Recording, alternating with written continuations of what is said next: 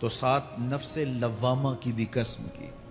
قسم تو کوئی بھی کرے تو سننے والا متوجہ ہوتا ہے کہ یہ جو قسم کی جا رہی ہے تو یہ کسی عنوان کی اہمیت کو بیان کرنا مقصود ہے. تو پھر قسم اگر رب کرے تو پھر سمجھنے کے لیے کافی ہے کہ وہ کتنا اہم مضمون ہوگا جس پہ میرا رب ہو کے قسم کر رہا ہے.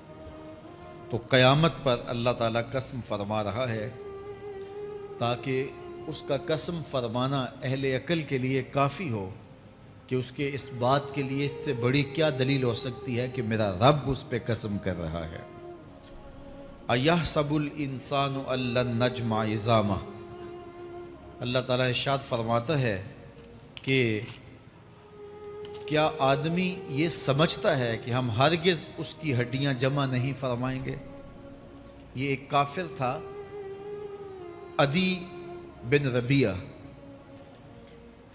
یہ مراد ہے یہاں انسان سے. ایک روایت کے مطابق ابو جہل بن ہشام مراد ہے.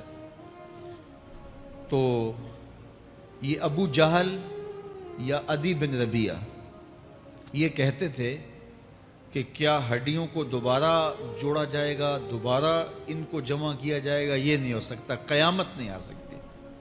وہ کہتے تھے یہ جہاں ہے بس ختم ہو جائے گا کام تمام، لہٰذا جو عزت پانی ہے، جو لذت حاصل کرنی ہے، جو عیش و عشرت کرنی ہے، جو کچھ کرنا ہے اسی جہان میں کر لو. آج کل بہت سارے لوگوں کا رویہ بھی یہی ہے کہ بس ٹھیک ہے یہ دنیا ہی سب کچھ ہے، آخرت بس ایک اعتقاد کی حد تک ذہن کے کسی گوشے میں ہے، 2 لمحوں کے لیے خیال آیا تو رک گئے، پھر اپنی وہی ڈگر کی زندگی. لیکن آخرت جب تیقن کی اس منزل تک پہنچ جائے پھر انسان کے اعمال کے اندر خود بخود جو ہے وہ نظم پیدا ہو جاتا ہے کہ چونکہ میں اللہ کے حضور پیش ہونا ہے اور ایک ایک عمل کا میں نے حساب دینا ہے. تو آخرت کے بارے میں یقین کی کمزوری انسان کو جو ہے وہ گناہوں کی دلدل میں پھنسا دیتی ہے. اس لیے آخرت کا یقین یہ بہت ضروری ہے تاکہ ہماری زندگی میں نظم پیدا ہو اور ہم اللہ کے حضور جھکنے والے، اس کے شکر گزار بندے، اس کی اتباع کرنے والے بنے. تو اب وہ کافر کہتے تھے ابن ربیعہ یا ابو جہل کہ یہ جو ہڈیاں ہیں ان ہڈیوں کو کیسے دوبارہ زندہ کیا جائے گا. نضر بن حارث ایک کافر تھا، وہ کہیں سے قبرستان سے پرانی ہڈی اٹھا لایا اور وہ اتنی بوسیدہ تھی کہ ہاتھ کے لمس سے ٹوٹ ٹوٹ کے گرتی تھی. اور حضور کے پاس آ کھڑا ہوا اور آ کے کہنے لگا کہ کیا ان ہڈیوں کو دوبارہ زندہ کیا جائے گا؟ کون ہے ان کو جو دوبارہ زندہ کرے؟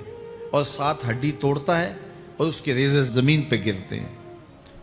تو حضور علیہ السلام نے اللہ کی جانب سے اس کا جواب دیا. ذرا قرآن پڑھیے، سورہ یاسین کا آخری رکوع ہے. وَضَرَبَ لَنَا مَثَلًا وَنَسِيَ خَلْقَهُ قَالَ مَن يُحْيِي الْعِظَامَ وَهِيَ رَمِيمٌ. فاطمہ واقعی میرے جگر کا ٹکڑا ہے، باتیں کرنے لگ فاطمہ گیا میرے ہے، وجود کا حصہ ہے، میں تمہیں کہتا نہیں رہتا. اب کہاوتیں ہمارے لیے لاتا ہے. اور کیا کہتا ہے؟ حضرت علی من فرماتے ہیں یحیی العظام وہی رمیم، اور کہنے لگے ان علی ہڈیوں جواب کو تو کون دے، زندہ شابہ کرے گا بی بی شابہ جبکہ بولے. اتنی بوسیدہ ہو میں نے گئی. کہا حضور روئے ہیں تو یہ نضر بن حارث حضور کے سامنے ہڈی لایا تھا اور توڑتا تھا اور کہتا تھا یہ ہڈیاں زندہ ہوں گی، ان ہڈیوں کو دوبارہ اٹھایا جائے. فرمایا جملے میرے ہیں، اتنی بوسیدہ ہو گئی ہیں کہ ہاتھوں کا لمس بھی گوارا نہیں کرتی، اس کو دوبارہ زندہ کون زندہ کرے گا؟ جس کو اپنے گھر کے جواب اندر رہ کے آنگن میں قل رکھ کے رسول یحییھا پاک نے الذی پرورش فرمائی. انشأھا اول مرہ. اے اے محبوب فرما دیجئے اب تو ہڈیاں موجود ہیں، جب ہڈیاں بھی نہیں تھیں تو جس رب نے انسان بنایا ہڈیوں کو جوڑ کے نہیں بنا سکتا.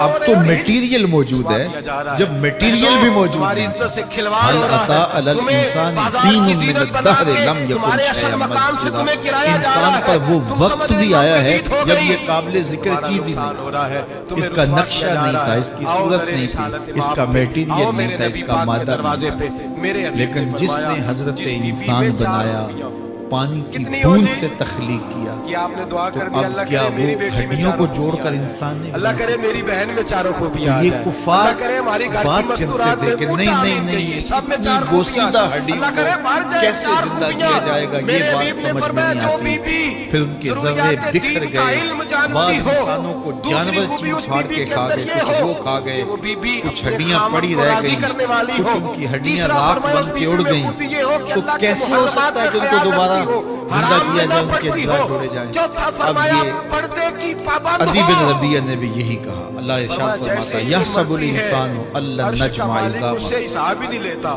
یہ اسے آدمی بغیر حساب گمان کتاب ہی کرتا ہے، جنت عطا کہتا فرما ہے دیتا۔ کیا جو ہڈیوں کو پردے کی دوبارہ زندہ پابند ہو، کیا جائے خامد گا؟ راضی ہو، اللہ فرماتا ہے محرمات کیوں سے نہیں؟ بچتی ہو۔ ہم اس بات فرمایا پہ وہ قادر بی بی ہیں کہ اس اللہ کی تبارک انگلیوں و کے تعالیٰ پور اس سے کوئی پور کو حساب دوبارہ کتاب کھڑا کر دیں، بغیر حساب کے اللہ اس کو اور اس جنت کے میں داخل اجزاء کر دیں جو گے، بکھرے اور اب ہوئے ہیں حساب نہیں ان پوچھے کو گا۔ ہم اکٹھا اللہ کر کرے کے میری دوبارہ بیٹی بھی بغیر حساب ہمارے جنت لیے جائے، کوئی مشکل مائیں بہن بیویاں نہیں، بغیر حساب لیکن جنت یہ میں اس کا جائیں۔ خیال ہے کہ اللہ کرے ہڈیوں کو ہم سب کیسے کے جوڑا گھروں میں جائے۔ جتنی عورتیں ہیں لیکن سورہ ان سے یاسین کوئی میں جو حساب نہ دلیل لیا دی جائے، اس بغیر پہ حساب ہی جنت کس میں جائیں۔ قدر پھر جو انہیں ہے وہ پردے کا آشش پابند کرنے کرو، کو جی پھر انہیں چاہتا شوہر ہے۔ کی تعظیم سکھاؤ، فرمایا پھر کہ انہیں حرام سے قل بچنا سکھاؤ، یحییھا پھر انہیں الذی رسول اللہ انشأھا صلی اللہ علیہ اول وسلم کی مرہ۔ بیٹی کا یہ اسوہ کہتے نور ہیں سکھاؤ، یہ پھر انہیں ہڈیاں حضرت کون عائشہ کی جوڑے سیرت گا؟ پڑھاؤ، کہا جب پھر حضرت ہڈیاں بھی خدیجہ نہیں الکبریٰ تھی کا طریقہ جس بتلاؤ، نے ہڈیاں پھر انہیں بنائی اس رسول کے اللہ لیے کی جوڑنا کنیزائیں کیا بناؤ۔ مشکل ہے؟ اللہ کرے تو یہ ہم عجیب جہاں سے تم نے جمعہ پڑھ بات کے کی جائیں تو اللہ تعالیٰ تو ہمارے جل ہاتھ میں شانہ ایک برقع بھی قیامت ہو، کے دن ہمارے ہاتھ کے ہمارے اندر وجود جو ہے دوبارہ وہ ایک اٹھائے بڑی گا چادر اور بھی اپنے ہو، حضور اماں کو کہے اماں بندوں یہ کو چادر کھڑا رکھ، کرے گا اس سے اور نقاب ان اوڑھ سے کے سوال نکلنا۔ پوچھے اللہ گا۔ کرے یہ نہیں ہے کہ جو مرضی کرتے گئے، ایک آدمی نے ظلم کیا، جبر کیا، زیادتیاں کی، لوگوں کا حق لوٹا،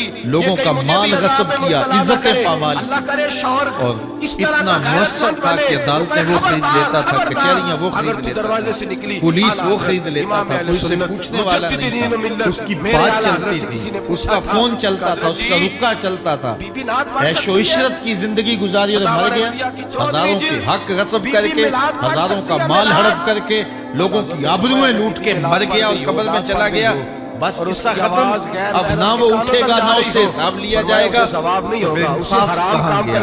ایک عدالت ایسی ہونی چاہیے کہ جس عدالت میں اس کو بھی پکڑا جائے اور ٹکٹکی پہ باندھا جائے کہ دنیا پر تو کسی نے تجھے پکڑا نہیں، اس عدالت میں تیرے خلاف سلطانی گواہ بھی موجود ہیں اور تجھے گناہوں کا جرم کا بدلہ بھی دیا جائے گا، اور منصف جو ہے وہ انصاف کرے اور ان مظلوموں کو کھڑا کیا جائے کہ دنیا پر تو تمہاری داد رسی کسی نے کی، اس دربار میں تمہاری پوری داد رسی کی جائے گی۔ عقل مانتی ہے کہ ایک ایسا دربار ہونا چاہیے، ایسا احتسابی عمل ہونا چاہیے، ایک ایسی عدالت لگنی چاہیے کہ جس کا کہیں جسے انصاف نہیں ملا اس کو وہاں جا کے انصاف ملے، اور وہ دن قیامت کا دن ہے۔ اس کا یقین زندگی میں نظم پیدا کر دیتا ہے اور تھر تھر بدن کانپتا ہے کہ آج اگر ہم مؤثر بھی ہو جائیں اور کسی کے سامنے جواب دے نہ ہوں، لیکن ایک عدالت تو ہے جہاں ہم نے جواب دے ہونا ہے اور اپنے ایک ایک عمل کا حساب دینا ہے۔ تو اللہ ارشاد فرماتا ہے کہ اس عدالت کے سامنے تم نے پیش ہونا ہے، تمہارے جوڑ کو اللہ تعالیٰ دوبارہ کھڑا کرے گا اور اس کو دوبارہ تخلیق کرے گا اور پیدا کرے گا، اور تم دوبارہ کھڑے ہو جاؤ گے، اس کی حضور پیش ہوگے۔ بل یرید الانسان لیفجر امامہ، بلکہ آدمی چاہتا ہے کہ اس کی نگاہ کے سامنے بدی کرے۔ استغفر اللہ۔ یہ ایک ظالم کافر تھا، وہ حضور کی خدمت میں آیا، کہنے لگا میں نہیں مانتا قیامت آئے گی۔ حضور نے اس کو دلائل دیے، تو جب دلائل کے سامنے بے بس ہو گیا تو کہنے لگا کہ جس قیامت کی آپ بات کرتے ہیں وہ قیامت آ بھی گئی تو میں نہیں مانوں گا۔ اللہ اکبر۔ تو وہ انکار کرنے والوں کی انتہا ہوتی ہے، اور ذرا دیکھیے وہ کیا بول رہا ہے، بل یرید الانسان لیفجر امامہ۔ اس کی سرکشی دیکھیے، اس کا تمرد دیکھیے۔ وہ کہتا ہے اچھا اگر قیامت قائم ہوئی تو یہ گناہ، یہ جرم، یہ بدی، یہ بدکاریاں، یہ ظلم جو میں کرتا ہوں، یہ بدکاریاں رب کے سامنے کروں گا۔ کیسی ڈٹائی ہے، مذاق اڑاتا ہے، تمسخر اڑاتا ہے آخرت کا۔ کہتا ہے جو بدیوں کا کاروبار میں نے گرم کیا ہے، جو بدکاریاں میری زندگی کا معمول ہیں، جو دادے عیش دیتا ہوں، جو عزتوں کو پامال کرتا ہوں، جو غریبوں کے پنجے توڑتا ہوں، جو لوگوں کا حق غصب کرتا ہوں، جو برائیاں کرتا ہوں، اگر قیامت قائم بھی ہو گئی تو میں یہ سارے جرم رب کے سامنے کروں گا، پھر وہ مجھے پکڑ کے دکھائے۔ اللہ اکبر۔ یسأل ایان یوم القیامہ، پھر پوچھتا ہے اچھا قیامت کب آئے گی؟ یہ تمسخر کے طور پہ پوچھتا ہے، لاؤ نہ قیامت، کب آئے گی قیامت، میں جرم رب کے سامنے کرنا چاہتا ہوں۔ اللہ اکبر۔ اب جواب سنیے، اب لفظوں کا ترجمہ اس زور سے کیا ہی نہیں جا سکتا جس زور کے لفظ ہیں۔ وہ کہتا ہے قیامت کب آئے گی، میں تو یہ جرم رب کے سامنے کرنا چاہتا ہوں، کوئی قیامت نہیں ہے، مذاق اڑاتا ہے، قیامت کب آئے گی؟ آواز آئی فَإِذَا بَرِقَ الْبَصَرُ وَخَسَفَ الْقَمَرُ وَجُمِعَ الشَّمْسُ وَالْقَمَرُ، جب قیامت آئے گی تو آنکھیں چندھیا جائیں گے، چاند بے نور ہو جائے گا، سورج اور چاند اکٹھے ہو جائیں گے۔ یقول الانسان یومئذ این المفر، آج جو کہتا ہے کہاں ہے قیامت، اس دن بھاگتا پھرے گا، کوئی پناہ گاہ ہو بتاؤ، کوئی ہے ٹھکانہ چھپنے کا، کوئی پناہ گاہ ہے؟ کلا لا وزر، آواز آئے گی کوئی ٹھکانہ نہیں ہے۔